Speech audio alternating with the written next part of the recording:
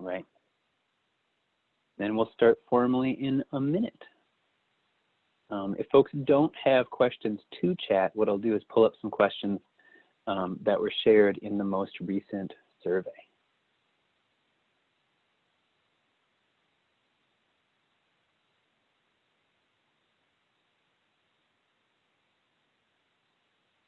Thanks, Dave. Thanks for jumping in there and testing.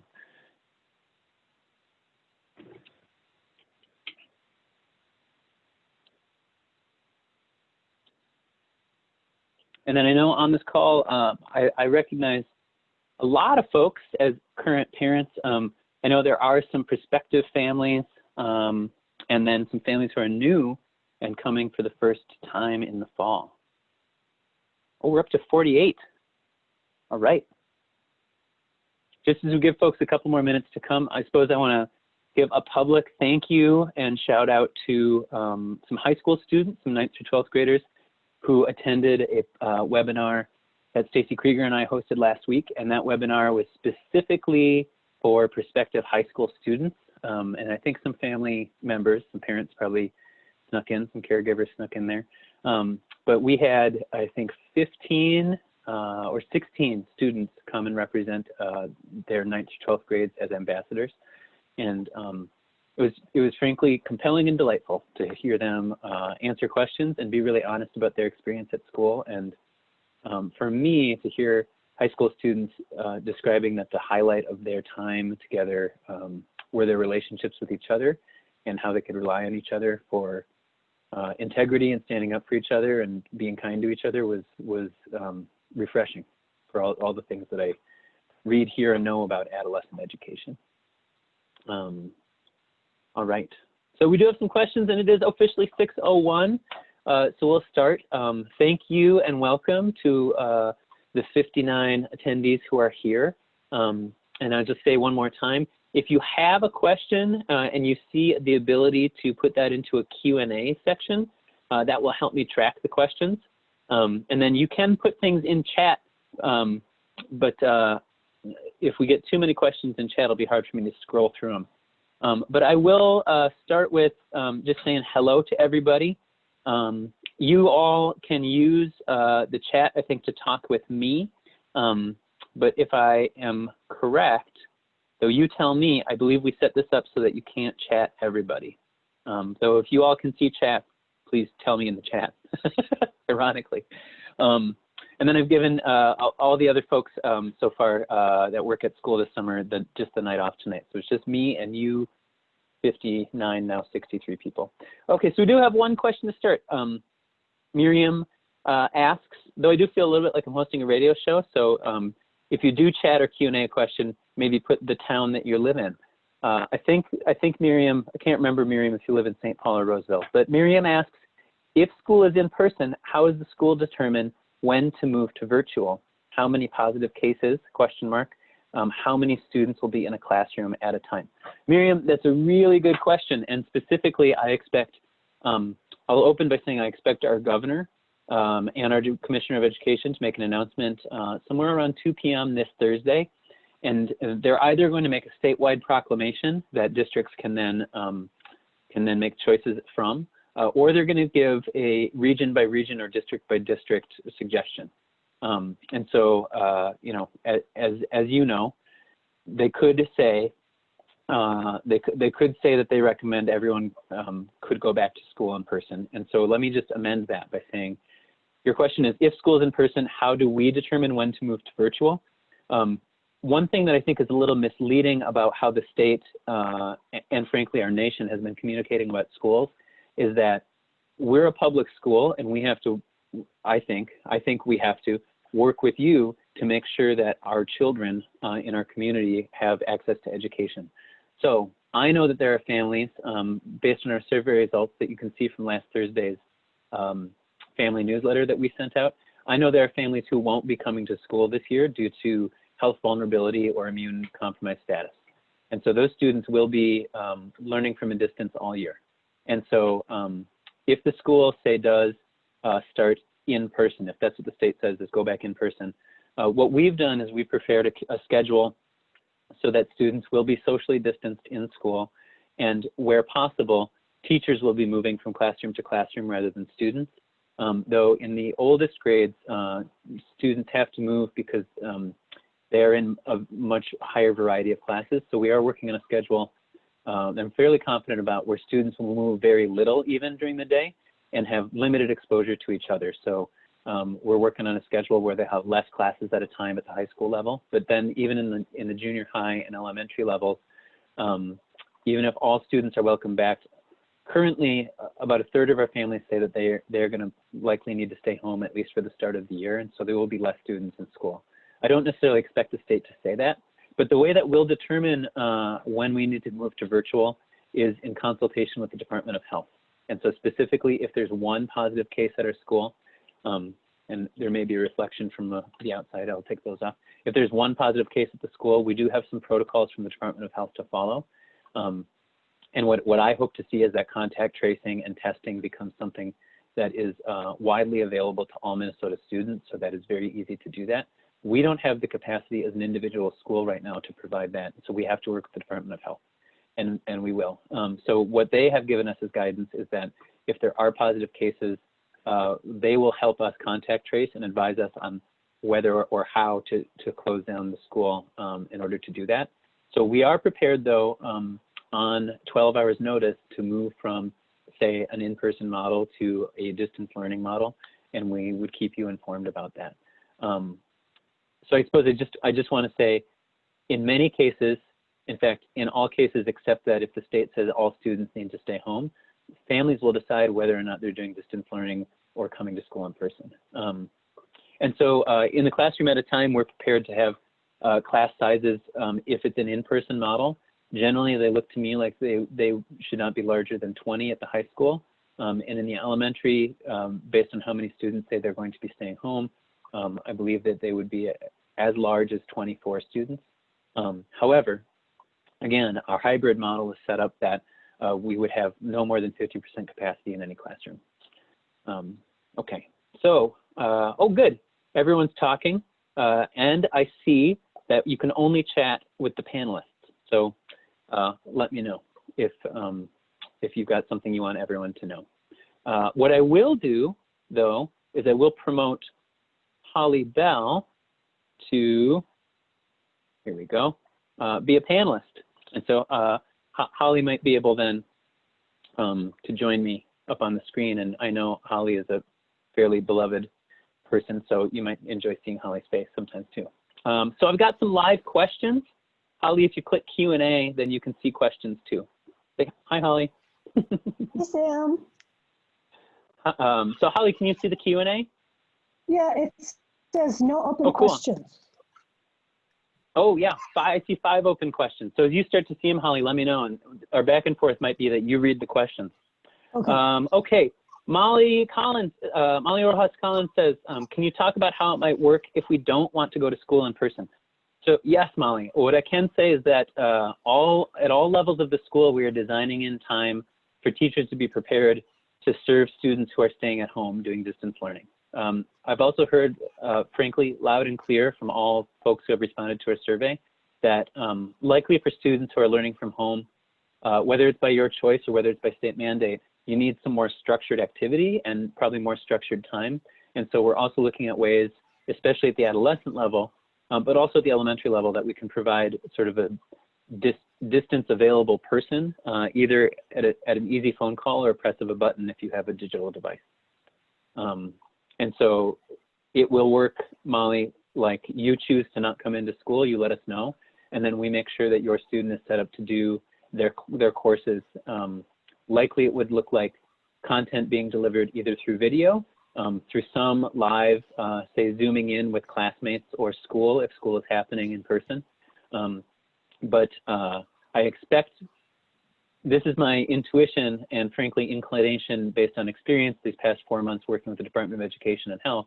I expect that at some point this year, all families and students should expect at any school in the state of Minnesota to be told to do distance learning for some period of time, whether that's 3 days or a long weekend or a couple weeks, I don't know. But if you're a family who decides to stay home, I suppose I just want you to know that we, and I believe all schools should, but we are preparing to serve you also. And so probably it would look like video content, chat with teachers, working one-on-one with teachers in office hours, or working with small groups of either other students who are staying at home or classmates who might be at school in a hybrid or in-person model. Holly, can you see the questions yet? Yes, I can see some, but also there's some in chat. Oh, okay. Want to ask me one from the chat? I apologize for being a little bit late. So you may have covered this, but if we're going back to school, will that be with school busing or school passes or bus passes? Oh, is that a question from chat? Oh, great. So we don't have different transportation vehicles than we do in a typical school year, meaning we do have yellow school buses available for students in grades 1 through 6 in the elementary program. And then we also still do have access through the state of Minnesota and Metro Transit to Metro Transit cards for students who are in the adolescent program. My understanding is that many more families are interested in transporting their student if they can on their own to school. However, we're planning on providing transportation in the same ways we have in the past, with the exception that we are planning with our transportation provider on our school buses to do social distancing. And then we want to accommodate students who might take Metro Transit, arriving probably at a larger spaced interval than typical. So, you know, we won't recommend that everybody try to arrive right before school starts. And so we'll probably have to work with some students to make sure that the building is open and available for them if they want to come a little earlier.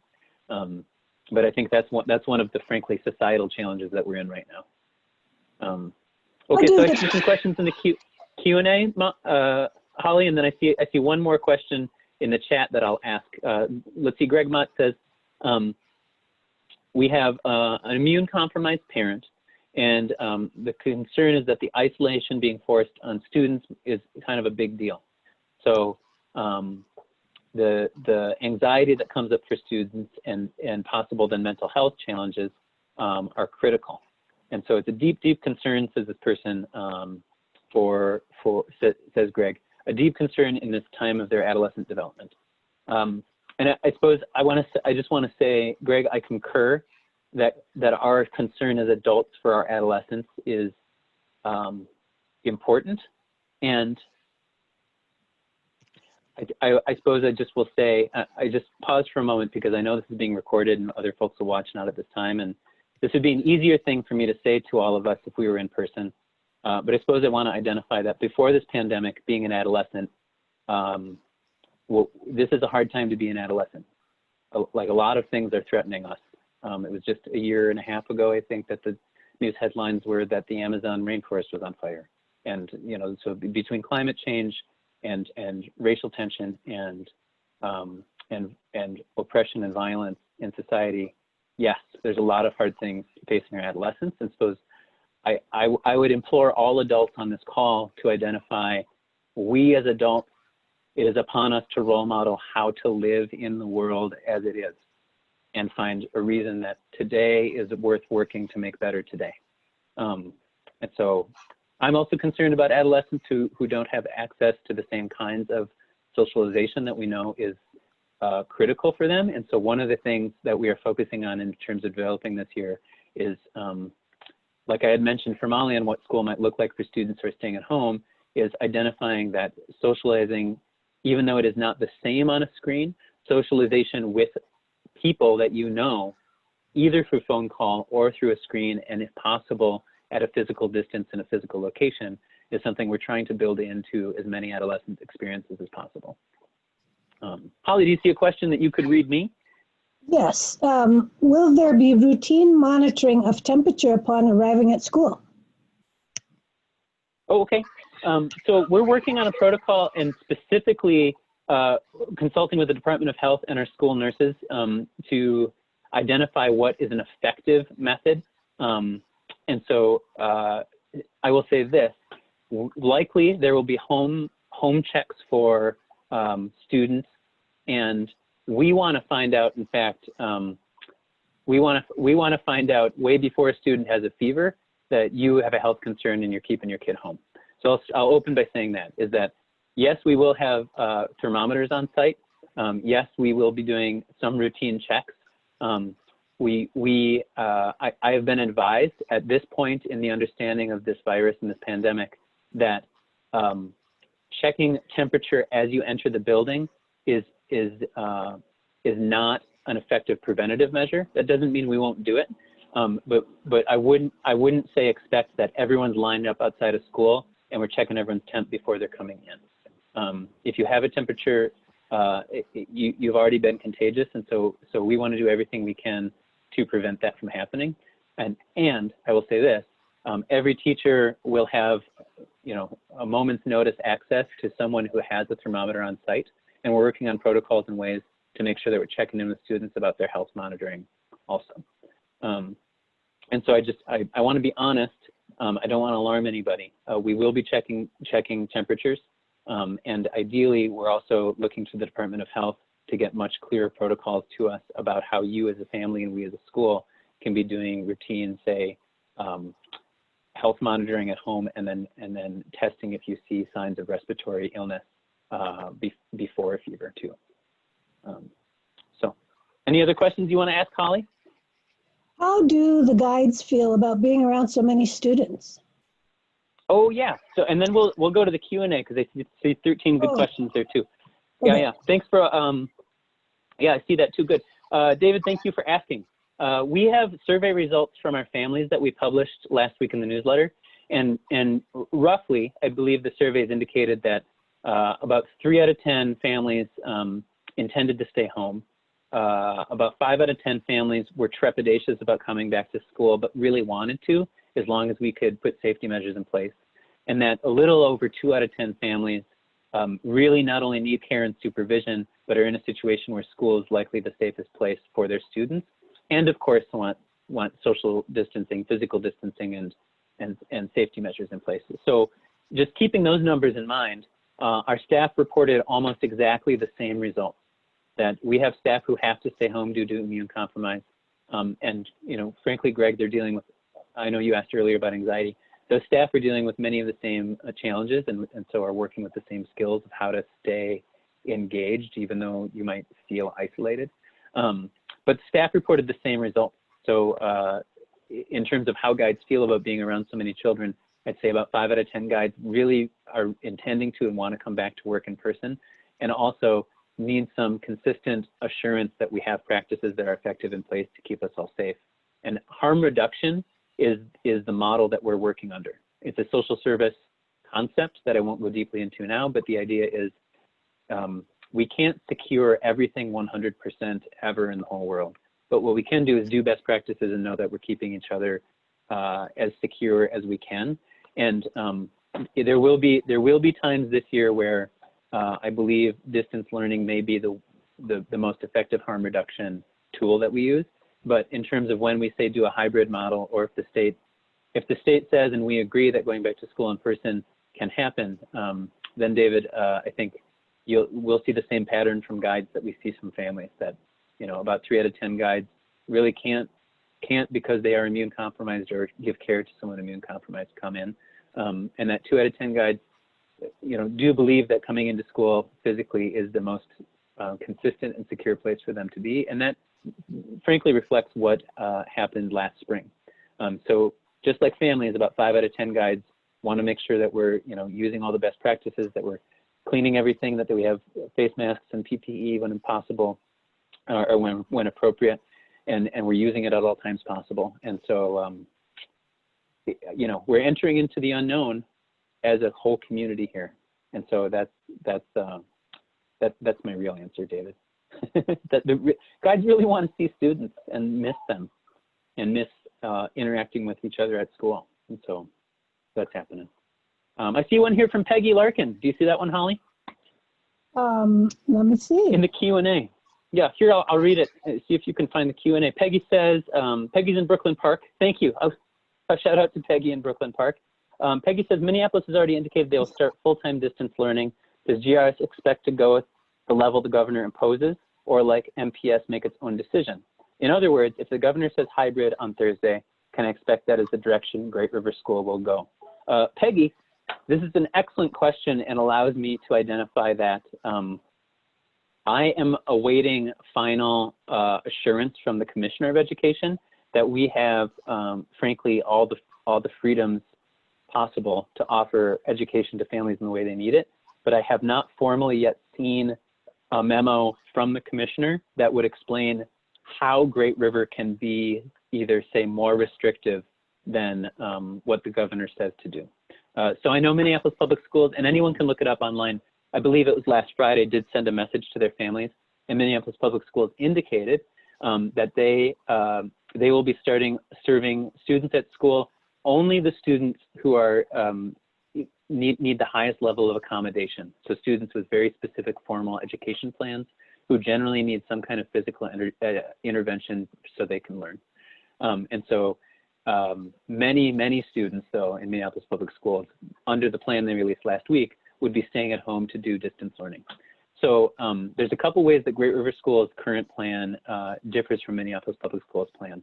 And you can look at our website at greatriverschool.org/return. And so when you look at that site, I suppose what I want to emphasize is that if the governor says, and what I anticipate is that either hybrid or learning at home will be what the governor says to do.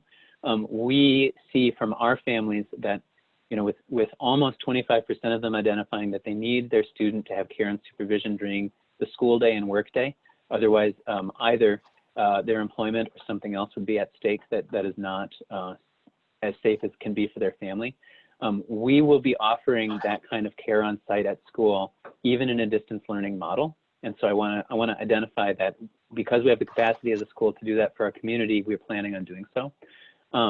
But if the governor said that a full-time return to distance learning, or sorry, a full-time return to school in person was what the state intended, I do not expect that means we'd have all our students back in school.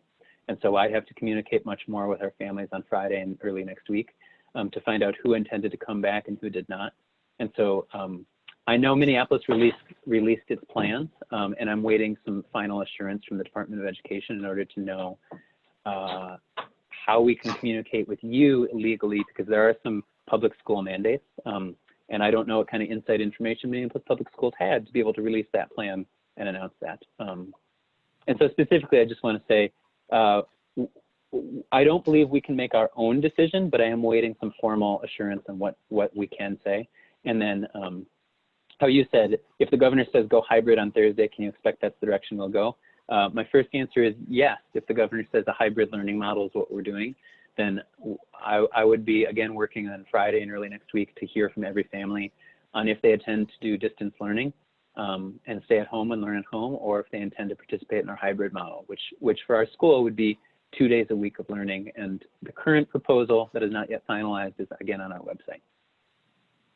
I saw a different question from Peggy, but I have this one in the chat. Oh, great.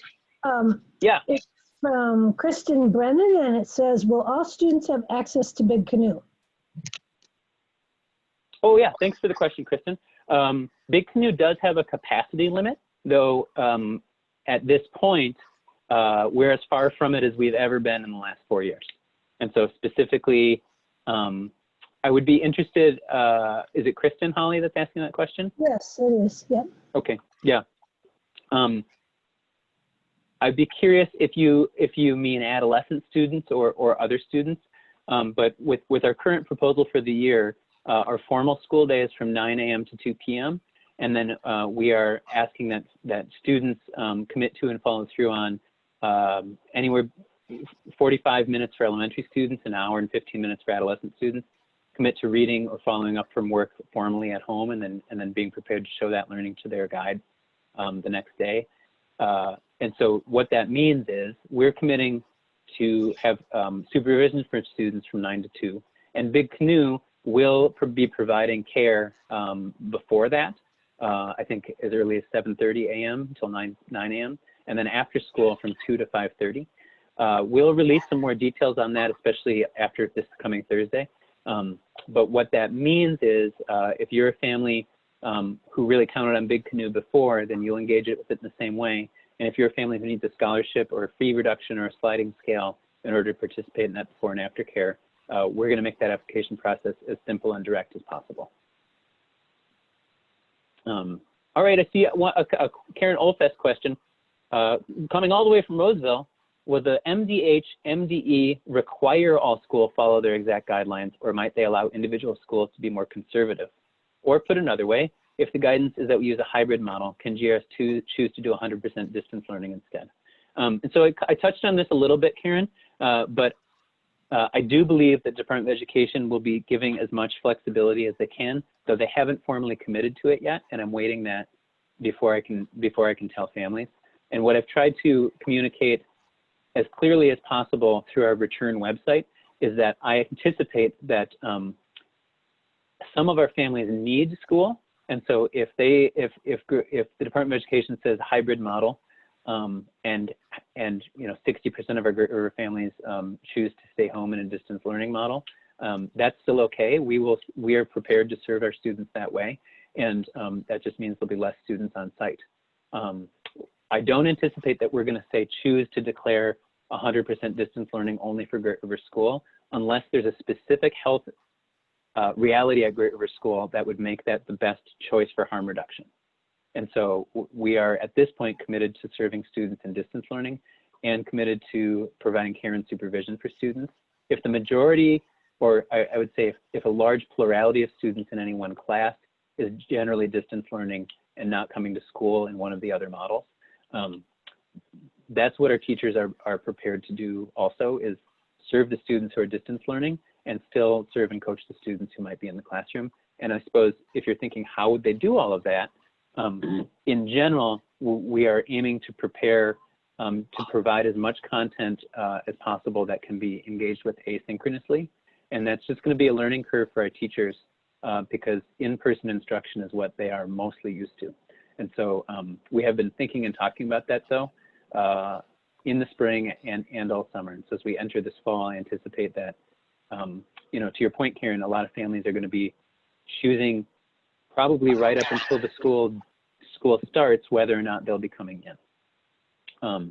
So, Holly, you got another one for me? I have another one from chat, from the chat area. Maybe we should remind people to please put your questions in the Q&A. But oh yeah, that'll help. Mike Hang has a question. How would school lunches and lunchtime be handled at school and for those who are at home and those who plan to distance learn? Okay, yeah, so great question. Thank you for asking. At school, we're working on protocols that follow the Department of Health guidelines, and we're actually, the most successful eating at school practices that I've seen are coming out of schools in Japan, and specifically there's a couple Montessori schools in Japan that have a very similar environment to us, so I'm looking to some of the guidelines they've developed that I think will work well. But in specific, we are ordering, say, face shields, and then also looking at ways to divide up space between students who are eating in ways that, frankly allows them to socially interact, but still might divide and protect them from each other's respiration. In terms of students who might be distance learning, but say rely on the nutrition from school, our school nutrition program will continue to provide either once a week bags for students who are distance learning, or if students are on site, the daily bag lunch and breakfast. And so that shouldn't pause or change as we enter the school year. And then for all families, you should know that we intend to provide the Heron to Go service, where we provide food on Fridays for pickup that's frozen and ready to heat all year. At this point, we're trying to establish if that's going to be something that's every Friday or every other Friday, but likely it'll be every 2 weeks. All right, I see. Well, Dave Micko sort of won over my heart with this one. Dave says, Dave from Minneapolis, longtime listener, first time question. What about key experiences? Are we going virtual? I feel like the experiences are critical to our kids' Montessori development. How can we recreate? Thank you for the question, Dave. Holly, I'll go to you for the next one so you can start curating. So Dave, key experiences specifically, we have been talking as a group, though I know Tammy Lindberg and her lower adolescent team in the 7th and 8th years guides they started last spring talking about how can we meet the similar outcomes even if we can't have the same specific experiences. And so there's a couple approaches. One, we would all like to see health outcomes and public health outcomes in the state stabilize so that we could, say, have pods of students have experiences together. And I'm hoping that might be a reality in the spring or the winter, but I don't believe it's a reality for the fall. And so because things are still so volatile, both nationally and regionally and even locally for the state, we plan to have a combination of creative solutions, which could include virtual experiences that might happen after typical school hours, things that are scavenger hunts that could be either virtual or extremely local scavenger hunts where teams of students in their houses do similar things and meet up. We are also considering possible ways to be physically distanced, but gathering very small groups of students, say at local public facilities where we think it'll be completely safe and secure to gather outside. And frankly, all the different ways we're coming up with ways to do key experiences have also then relied on us asking students and specific design groups for feedback. So it was just last Thursday that Melanie Peterson-Nafziger, our incoming upper adolescent program director, gathered a group of students online to brainstorm about similar things. And it was both compelling and gratifying to me to see that the students' brainstorm was along a similar vein to what the 7th and 8th year guides had brainstormed. So they said, you know, virtual story reading to each other, or virtual sharing of songs right before bedtime, or ways to check in with very small tight pods of students, say, through the day, and focus the key experience activities that you're doing are not academic, but are social emotional learning focused. So those are ideas that we have. And the closer we get, frankly, to Friday after the governor makes his announcement, and then I think also to our guides working in design groups August 10th through 14th on key experience designs, we'll have more specifics for you, but we won't be going on overnights this fall. We won't be putting students on transportation this fall. We won't be asking any students to do anything that is remotely chancy. So we're taking no chances in the fall, and then hoping that health outcomes stabilize so that smaller trips in the winter and or in the spring might happen. Holly, you see anything else in the chat we should speak to? I think you've answered this, but you might want to add something. I'm not sure. It's from Lila and Anya. And actually, they have two questions. The first one I think you answered. Presently, according to the New York Times, in Ramsey County, 1 in 88 people currently has active COVID. Is there protocol in place? Is there protocol in place? For example, take your temperature every day before coming in. So I can get more specific, and we do have some specifics on our website, but we'll be asking families to be taking regular temperature and monitoring health at home every day. And then we are determining exactly how we want you to report that back to us, but we will be asking you then as a family to be in close connection with us that you've done that protocol every day, which includes taking your temperature. Now at school, we'll also be regularly asking, and we're working on ways to do this socially and emotionally so that it's not disturbing or an inquisition. But, you know, how are you feeling today? Are you feeling good? Did you get to do your health check at home? Have you had any signs of feeling extra tired, feeling fatigued, not having as much energy, being short of breath?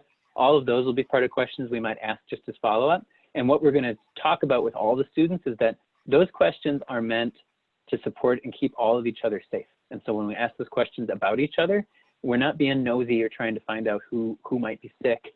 In fact, we're trying to establish that it's okay to be asking about that stuff. And then it's out of respect for each other that we're wearing our masks all day when we're at school, that we are doing our best to make sure we respect everybody's space, that 6 feet is the minimum distance you want to be keeping from people.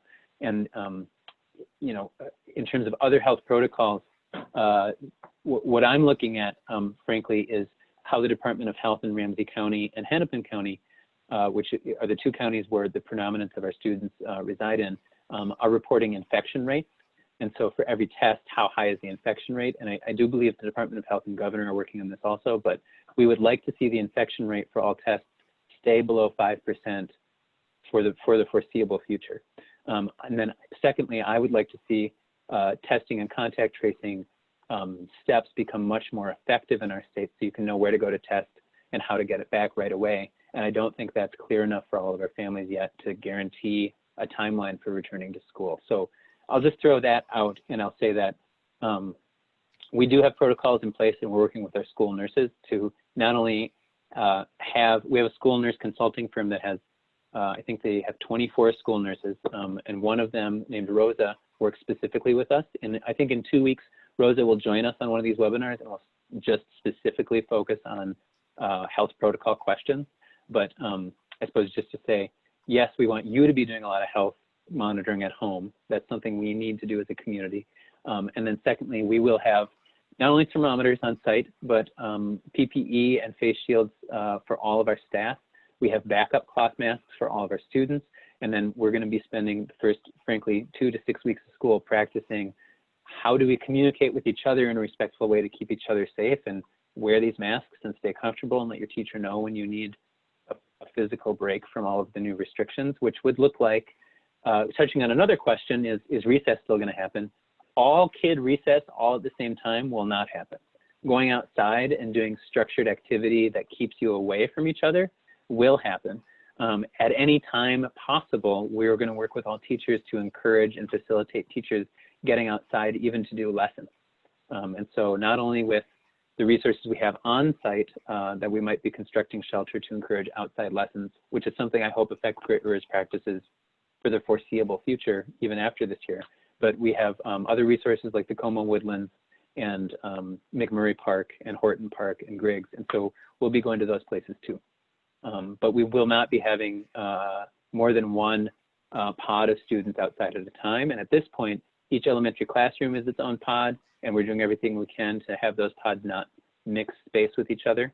And then in the adolescent level, in years 7 and 8, we have just pods that are a little bit smaller than advisory size, I believe, from last year. So we're keeping our advisories a little smaller.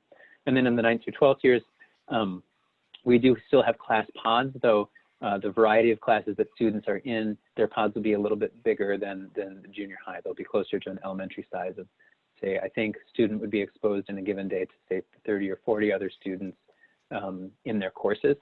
However, we're planning on physical distancing and then also being outside as much as possible. So I think we answered the outdoor classes. Yeah, yes. Go ahead. The second question is, what is the state of Great Rivers clubs? Any clubs that can take place through distance should feel free to do so right now. So I know, for instance, the D&D club could be meeting virtually. And if any students like Lila, who is a leader of that club, wants to do that and needs help, please contact us in the office. Also, other clubs I know have been meeting virtually informally, so even athletic clubs. And per Minnesota State High School League guidance, some of our fall sports are even going to be starting practices, I believe, next week. So they'll be using physical distancing guidelines. Most of them will be outdoors as much as possible. I know a few players at a time, say for women's volleyball, will be showing up to play volleyball in a gym. And that's a place at which I know that some families are not comfortable at all participating in any kind of activities like that or coming to school.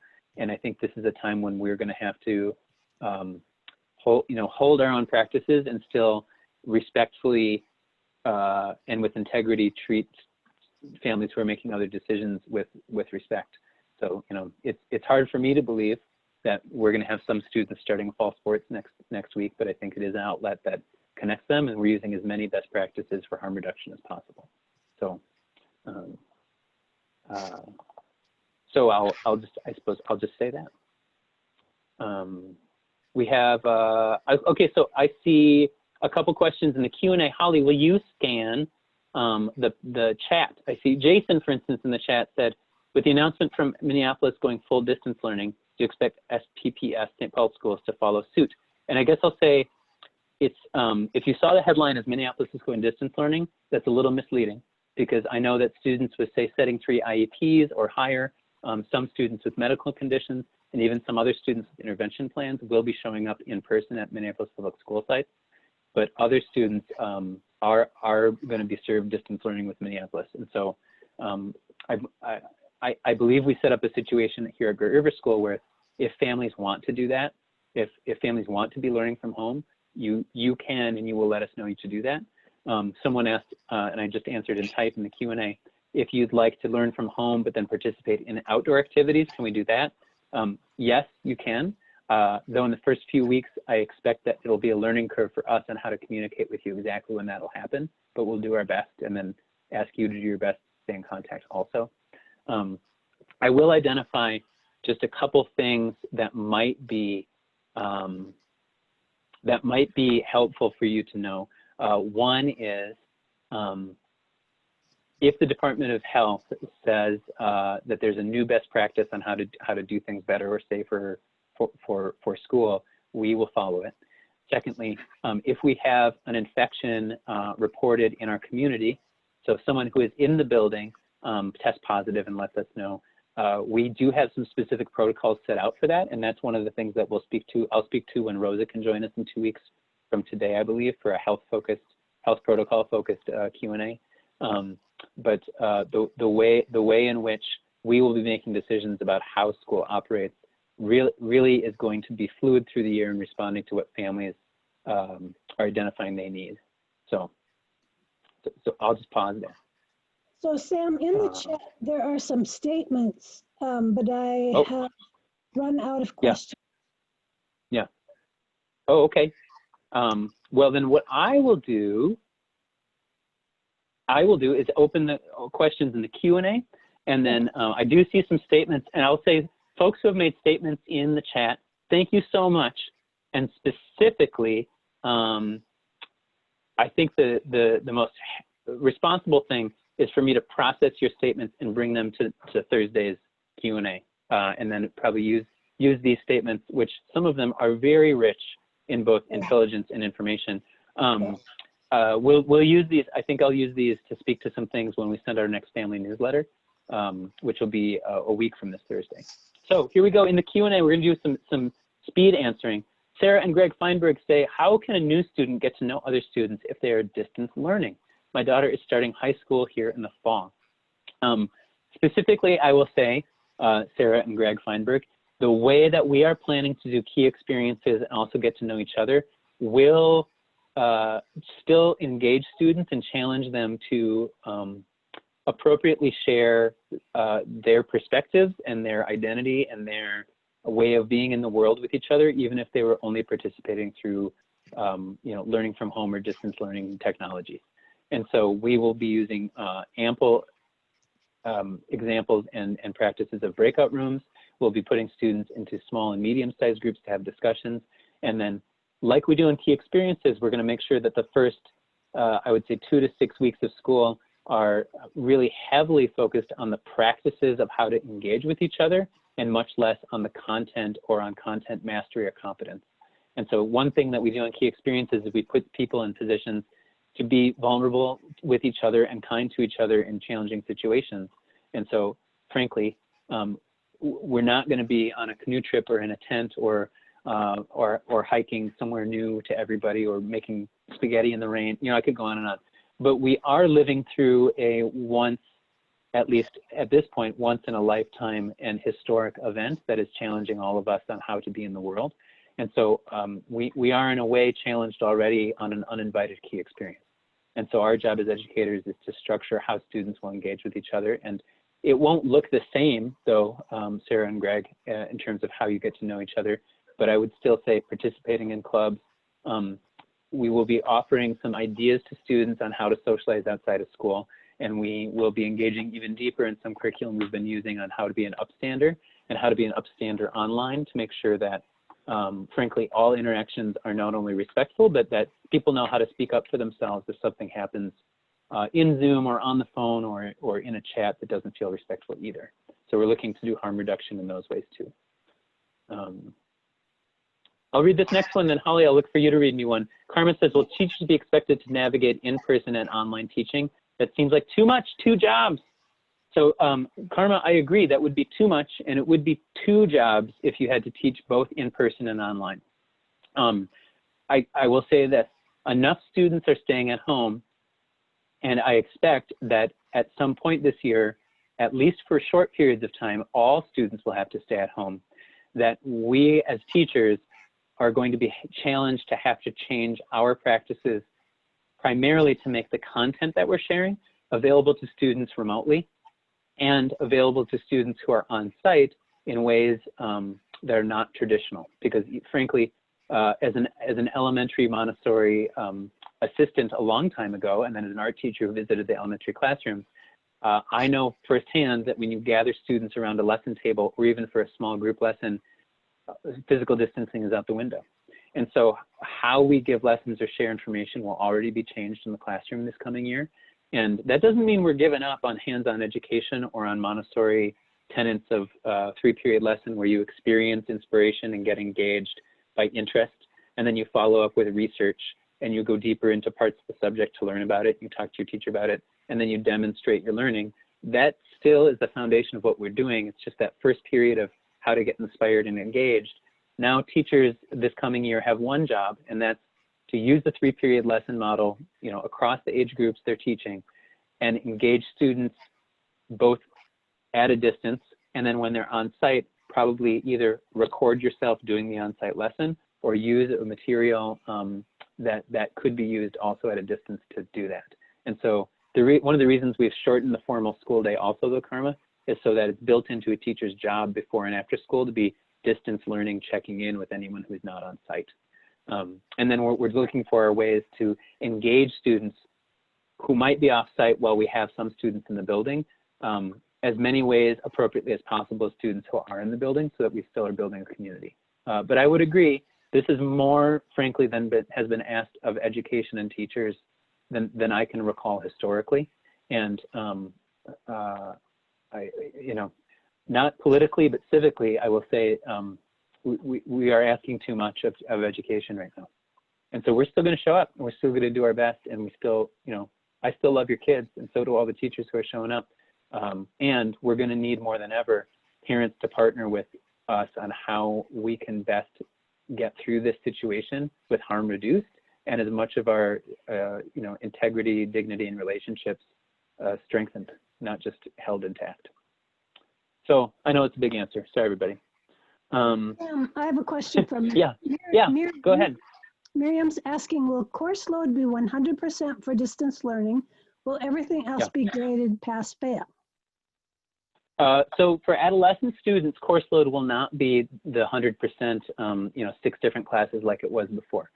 Both the lower adolescent, upper adolescent models have students taking about half the courses at a time that they were taking before, and taking those half the courses for an extended period of time. So say for 4 or 5 weeks, you'd be in a bundle of courses, say math and science and an elective course. And then after that 4 or 5 weeks, you would go to a different cycle where you would be in, say, literature and social studies and a different elective course.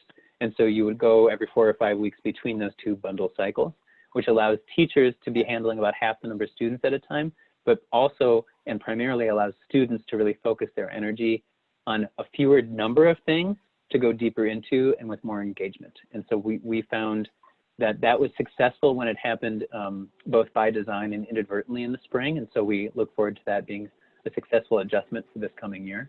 And then in terms of assessment, we're looking at a couple different ways to give students meaningful feedback. Everything will not be graded pass-fail this coming year. And specifically, the meaningful feedback we want to give with students is how to improve, refine, and then go back and revise their work. And so that could look like more use of the 1 through 7 scale, even at the 9th through 12th grade level. That could look like more use of reiterative feedback between a teacher and student. But we also have found that just letter grades are not something that gets students more engaged. So look, that doesn't mean we're doing away with them in any way, but it does mean that we are looking at a variety of ways to give students feedback to keep them more engaged with their work than some students became, I think, discouraged by the pass-fail situation that happened in the spring. And so we'll again have more guidance on that, specifically after guides get to look at their design groups between August 3rd and 14th. All right, so I see a few quick questions I'll try to answer. In a hybrid model where students attend 2 days per week, would you be able to group siblings so they can commute on same days? Aaron, I think so. And there's so many puzzle pieces between 793 students that what I'll have to say is if we don't on the first try, then we'll have to work with you on how to improve that. David asks, for mental health and for academic support, will there be synchronous times per day that adolescents have together for the virtual learners? That's the current design, David, and how that happens specifically, I won't commit to right now, but what I will say is we're talking more and more about how we can have distance learners pulled into classroom activities. And then if we have to all move to distance learning, how we can still be connecting with each other more than we did past spring. Peggy asks, will transportation be the same for students to athletic activities? Peggy, it'll be different in that we have to physically distance in order to transport to those athletic activities. And so I'm working right now to make sure that the transportation is guaranteed and improved from prior years on that too. Mehmet says, if the windows don't open in classrooms, how will we assure clean air exchange? Because that helps prevent transmission. So I can say that Metropolitan Mechanical Contractors has been in the building about 70 hours more than a typical summer. And what they've been doing is adding filters, increasing air exchange, and then doing what's called a tab, an air balance and exchange measurement to make sure that all of our air is being exchanged as much as possible. So energy-wise, it's less efficient, but in terms of air exchange, we're looking for a much higher rate of air exchange. We do have more windows that open than a typical school built in the 80s or 90s, like our building was. However, I just want to identify, that's as much as we can do. A few folks have asked me about ionizers or UV treatment for air. And what I'm definitely doing is going through the science of that and finding tested and proven ways to do that. You would not believe the number of emails I've gotten with people who sell things to me and Holly that claim to just solve all our problems. So we haven't bought those things yet because I need to see that they work. Holly, do you have a favorite of some of those that are left? Oh, no, let's go right down the line. Okay, down the list. Here we go. If we were told to stay home, how will things such as IB theater or school play work? So creatively, and that's not a euphemism, but secondly, things like assessments for IB theater likely will have to be adjusted, and I know that Carolyn, our theater guide, has already been working on that. And then specifically, we're also looking at alternatives to how we can produce and or engage in an activity like J-term for years 7 and 8 in a way that's still safe. So my inclination right now is to say that indoor gatherings for performances is not likely something that's going to happen this coming year, at least at our school in Minnesota. And if it can, it would likely happen in the spring and outside for folks who need IB theater performance credit like that. And at that point, that's about as specific probably as I can get. Let's see, David says, since some families are making pods to support their online students, would school consider taking the initiative to organize learning groups to help do it with better access for all? Let's see, David, I think that might be David Rudolph, though we have several Davids here. So I don't know exactly which David that was. I want to let you talk to get a little specific here, David, but I'll say this. The pods that you create outside of school, I want to hear about them right now, like what you're thinking. When I've been analyzing and looking with both other schools, public health experts, and school nurses, the idea that we pod students, because we're a 1st through 12th year school, started to fall apart pretty quickly in terms of being able to guarantee that the students would stay in those pods outside of school because our families are in such, frankly, intergenerational between elementary, junior high, and senior high social units outside of school already. And so we are not looking at pods as a reliable way to guarantee harm reduction, but we are doing our best to pod students together at school. So if you've got an existing outside of school pod happening, and if it's specifically with distance learning, yes, we would collaborate with you and provide activities where your pod of families who are already seeing each other, and I think that means you've got like a bubble around your little pod, you could do activities, and we would work with you so that your students could collaborate, frankly, even if they were across levels. So let me know if you have families in pods already. Anonymous attendee says, if GRS is operating at half capacity with a hybrid model, how will siblings be accommodated? I talked to this earlier. We're going to do our best to pair siblings up. And I just will identify, you're attending a school that's a little bit more like living in a small town than it is like going to an urban school. And so If we don't catch that a sibling group needs to be paired, we will do our best then to pair them up, so transportation is on the same day. I'm also, I'll just say out loud, considering that if larger districts choose a day, like currently Wednesday is our day where we're asking all students to do learning from home. And then if you need a place for supervision, you can come in and you'll RSVP and let us know you're coming. But if say a large district like St. Paul identified that they were going to be staying home on Friday, I would anticipate we would consider before the school year starts trying to line our day up with other big districts just to make it easiest on families. Mary, any new information and key experiences? The shorthand is we're not going overnight and not going in transportation this fall. I'm holding the funding though so that we could possibly go when it is safe this coming school year, and we're focusing on alternate social activities with similar outcomes. So they might look like cooking challenges, it might look like, well, I'll just pause there. It might look like a lot of fun things, and it might look like a lot of social sharing and social skills done in alternate ways. Kristen, are there any thoughts to creative versions of the Odyssey and other grade trips in some other experiences? Everyone's just on a roll. There are thoughts to that, though travel is currently not part of that for the fall due to the volatile nature of travel and regional infection rates and the lack of testing and contact tracing available regionally and statewide. And so we will be staying local this coming fall, but looking to have, if possible, physically distanced experiences as much as possible. I think we answered this question.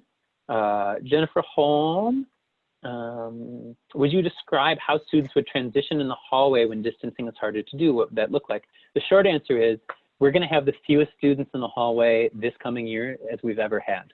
We are likely not going to be using lockers. We're looking for ways to norm behaviors with even winter gear if we're coming hybrid in the winter, though I suspect that many students, again, will be learning at home because that's what families have told us they need to do this year. And so that's how we're planning on serving kids, is both in the hybrid model and at home. Hallway transitions, frankly, only for our oldest students who are most controlled in their movements. And so, you know, grades 7 and 8 will likely be mostly staying in one pod, in one room, and with one guide through most of the day for a whole cycle of learning for 4 to 6 or 8 weeks, and then transitioning to a different guide for a different cycle. Has the school evaluated HVAC or air makeup system? Yes, we have, and we are. The system is made up of both recycled and fresh air, but we are investing in opening up more fresh air intake so that what we're looking more like is fresh air comes into the building and goes out rather than being recycled between rooms. Jennifer Gessner asks, wondering if there's a plan in place to help distance learning students transition to a new level with new guides. Yes, there is. And in fact, specifically, we're talking about ways that one-on-one conversations and phone calls can happen, and possibly a way that physically distanced meetings might be able to happen even for students who are doing learning from home. And I think, frankly, what we could do at home as parents is identify for students that one thing that's going to be happening is you're moving into a new classroom community, and there are other kids in every classroom community who will be distance learning at home too. And so you're still responsible as a community member to build community in that way, even if you're learning at home. And so it's not, you know, in fact, I definitely have no classrooms or grade levels in which very few students are saying that they need to be home because of either health reasons or family decisions. So, yeah, thank you. Lisa Channer shares that her student wants to go back, but she thanks us for all the planning. We've got, let's see, another question from Brent Cummins. Received any feedback from families about busing and their comfort level with that? I've heard from families that generally the bus doesn't seem like the safest place to be for a respiratory pandemic. I would generally agree. We're working with our bus company to identify not only all the CDC guidelines that they already have complied with and have plans for in place, but identify other measures that we could go above and beyond with. And our students are frankly atypical. So we have identified that, you know, for instance, our students might be up for keeping the windows open for longer into the winter than most schools. And so we're working with drivers and companies to make sure that we identify before the school year starts drivers who want to collaborate with us to make sure that not only are all the CDC guidelines followed on buses, but that we can do some extra things too. And we have full commitments from our bus drivers already for the coming year for the yellow buses that they will be wiping everything down. I will just identify we don't control the Metro Transit process. And with just a couple minutes left tonight, there's 21 open questions. Holly, what do you think? Should we do like one sentence answers or should we take some highlights? I think you should try to answer as many as you can, just very short. Okay, great. Yeah. We'll go very short. So I'll start with the most recent question and go backwards. Holly, will you read Ginger Kranz's question, just asked at 6:59, and then I will answer Ella Tomlinson's, because I want you to summarize Ginger's question if you can. Ella says, how will we navigate bathrooms? And so Ella, specifically, we're looking at identifying times and specific bathroom stalls or rooms per pod. And then we're also assessing and planning for ways to be cleaning bathrooms in between hours and uses. But in general, we have not missed bathrooms as a place where lots of people congregate. And specifically, what we're looking at is a way to greatly increase the air exchange in bathrooms. So those are the current plans that we've made. Ginger's concern is about masks and how we can get compliance to wear them properly. Oh, yeah. So I hear you, Ginger. We've gone through, frankly, every student in the school. I do expect that 95% of our students will have almost no challenge, at least doing their best to comply with the mask requirement. And then there are some students, generally in younger grades, for whom, say, their behavior plans might indicate that a mask will be difficult. So we're looking at both alternates. I've seen both in research and in practice that some students who behaviorally can't consistently keep a mask on their face will wear a face shield. We do expect all students to wear masks through the day, and so a lot of our social emotional education through the first few weeks will be about what's the mask for, how can we take ownership of the mask, how can we, frankly, decorate and like and love our masks because they keep us and others safe. And then specifically, a lot of the practice of mask wearing and etiquette will be a large part of what we're doing. And I think it's going to be new, but our current summer camp director, Brent Cummins, has been implementing and using the mask protocol for the last couple weeks through the summer, even with 4 to 6 year olds. And it's been going great, is what I've heard. I know Brent's in on this call, so Brent, you can chat me if I'm wrong, but we started the summer following CDC guidelines, which was only campers 7 and older wore masks. But as both mask wearing has become more mandated, even before the state mandated it, we put that in place for 4 to 6 year olds, and they have been successful. Mike Hain asks, with reduced faculty on site, will there be a reduction in education among students? In addition, students who are on IEPs, how are they going to be serviced? I don't foresee a reduction in, say, the number of learning opportunities for students. Specifically, though, Mike, because for adolescent students with fewer classes at a time and more time with your teacher, I think that, in fact, there are going to be some gains that we might take into future school schedule planning. When I say learning opportunity, I suppose I want all families to identify that in any school this year, there will likely be less facts exchanged, and likely there will be less progress made in terms of the sort of information count of what a student has obtained in their process. However, I do think that there are going to be increased opportunities for students to understand how to work in community, how to advocate for each other, and the social emotional learning outcomes that I have been saying for years are the foundation of why our students are successful in the long term at our school.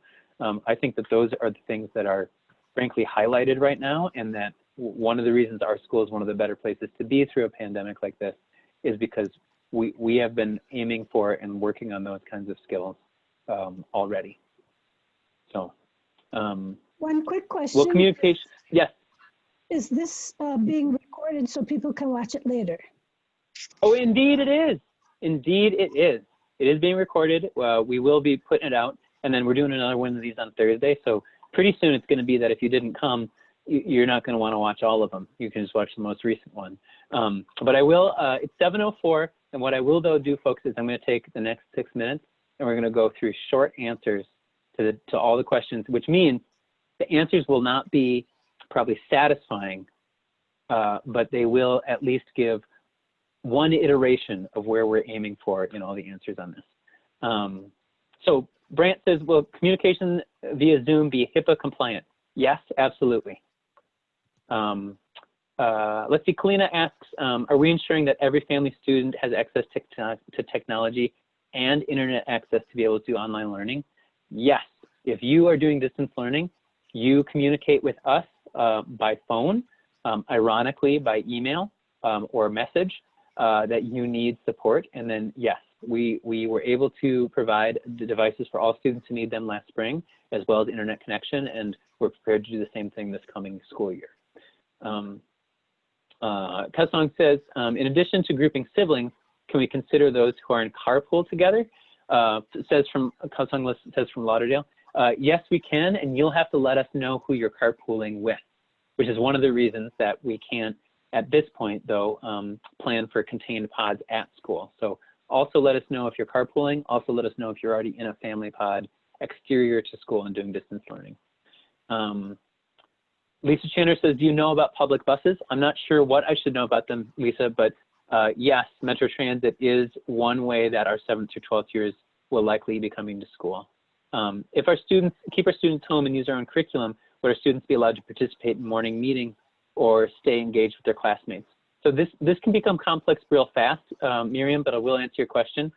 Yes, you can use alternate curriculum at home generally, and ideally you'd be able to coordinate, you know, saying to all families, you'd be able to coordinate what's working for your student with your guides at school so that we can make sure that we are able to give alternative credit or acknowledgement to the work your student is doing. And yes, we want your student to stay engaged in community activities and in beginning of the day and end of the day activities too. Students coming to high school, recommend setting something up so new kids have time to get to know one another. So Emily Schilling, yes, we will do that, and likely we'll have the same kind of orientations we did for new students in person last year in August for new students. We'll just be doing that virtually, and I'll probably host a couple later in August. Aaron DeBoerman says, oh, it's Jason actually, in the glorious West 7th neighborhood of St. Paul. Advice for parents in terms of how to assess our family's level of risk to lead us to a good decision regarding choices. Yes, Jason, and specifically, I'm waiting for the governor's announcement on Thursday and then some further information from the Department of Health to give you a decision tree about how to make that decision. Let's see. Ginger asked about seeing the chat of others. You know, Ginger, as we go through these webinars and we think that's a safe thing to do, then we'll do that. Allison Thrash says, we're new to Great River. How do we find about getting connected to those clubs and fall sports you just mentioned? Our son is in grade 7. Follow up with me later. We can, and I think it's worth actually saying to all families, this coming late August, we'll be sending some notices about how students can get more engaged with each other through clubs and social groups as we go. How can new students get involved? Oh, in virtual clubs through our August communication. Students will enter and exit the building this year through as many entrances as we can safely use. So every one of our elementary classroom has an exterior entrance. And then we have 14 other doors that we typically keep closed. We will be working on some specific directions for where you enter the building in order to disperse the entry through as many spaces as possible. There will be outdoor lessons as much as possible. When you pull up and drop off your students, there may be some more restrictions about spacing. And if there are, we'll give you some specific guidance on that. And then Ann Ingram says, have we considered face shields instead of masks? I will say that we won't use face shields instead of masks, but we will have face shields available in addition to masks for those who need them, and we will supply them for all of our staff. In places where staff are physically distanced from students, staff will likely, for instruction, use only face shields because we have worked with our nurses and public health experts to determine that that is safe. However, we do need everyone to be ready to wear masks at school all day. And then there may be times where we set very clear guidelines for outdoor activities where we are distanced, where you could safely remove your mask. Laura from St. Paul says, early in discussion, school formats, it was mentioned that school will start later if the hybrid model is chosen. Laura, frankly, as an educator, I wish that that was allowed, but the Department of Education is very clear that we have to keep the same number of school days. And I was going on earlier guidance back in March and April that led me to believe that we would be given more flexibility, but we are not being given that flexibility this year. And then, yes, we will be using as many outdoor facilities as we can, including Como, Horton Park, and even just constructing shelters on our campus. And there, I just got through all the questions. Whew. Great. Thanks, everybody. Did you do Jessica? Oh, you know, actually, I didn't do Andrea Merle's question either. Jessica Coburn says, will we pick up and drop off like in the past? There might be new restrictions on spacing as you pick up and drop off, Jessica, and we'll be in touch with those specific ones. Andrea Merle says, can we use a different video platform than YouTube? I will say that we have moved toward using a single platform service that contains all the content we put out. So I don't want to scare anyone, but we're likely to use Schoology this coming year. And what that is a single password that you use to sign into everything, whether you want to see assessments or attendance or just notes from your teacher or video content that's part of your learning.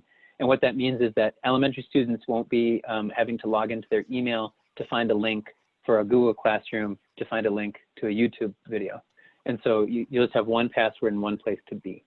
And then for everyone else, I'll just say, we recorded this, and I'll take any of the questions we haven't yet answered and use them to start off the next session on Thursday. And we're going to do these regularly. So thank you very much, and goodbye. Thanks for tuning in.